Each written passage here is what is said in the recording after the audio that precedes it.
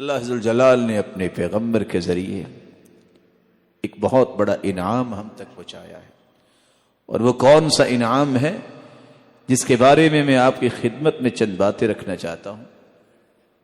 یہ ایمان کی لذت اور مٹھاس اور حلاوت یہ نصیب کس شخص کو ہوتی ہے؟ کھانا انسان کی جسمانی ضرورت ہے، کھانا اور پینا یہ جسم کی غذا ہے۔ اللہ کی طرف سے نازل شدہ وحی قرآن و حدیث یہ روح کی غذا ہے۔ کھانا پینا جتنا اچھا ہوگا اس کی لذت زبان محسوس کرتی ہے، ایمان جتنا اچھا ہوگا اس کی لذت دل محسوس کرتا ہے۔ انسان جسمانی طور پر بیمار ہو جائے، اچھے سے اچھا کھانا بھی اس کے سامنے رکھ دے اسے کڑوا لگتا ہے۔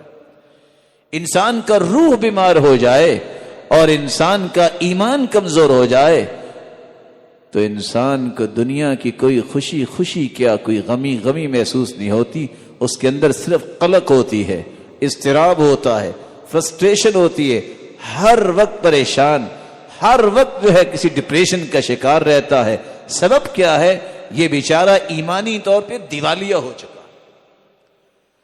مصیبتیں انبیاء پر بھی آئیں، اولیاء و اصفیاء پر بھی آئی، لیکن اس کا معنی یہ ہے کہ اللہ سے تعلق توڑ لے، اس کا معنی یہ ہے کہ مایوس ہو جائے، اس کا معنی یہ ہے کہ عبادت چھوڑ دے، اس کا معنی یہ ہے کہ اللہ کو یاد کرنا چھوڑ دے، اس کا معنی ہے کہ نعوذ باللہ غلط باتیں اپنی زبان سے بولنا شروع کر دے، اس کا معنی یہ ہے کہ گریبان چاک کرے، اس کا معنی یہ ہے کہ اپنے چہرے کو خود ہی تھپیڑے مارنا شروع کر دے، اس کا معنی یہ ہے کہ اللہ پہ اعتراض کرنا شروع کر دے۔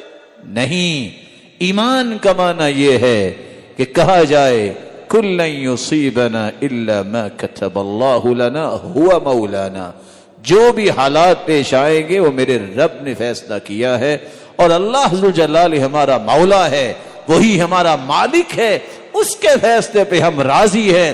لذتی و راحتی فیما قدر علی، میری زندگی کی اصل لذت و حلاوت اور مٹھاس یہ ہے میرے رب نے جو فیصلہ کیا ہے وہ بالکل ٹھیک کیا ہے، میں اس پہ راضی۔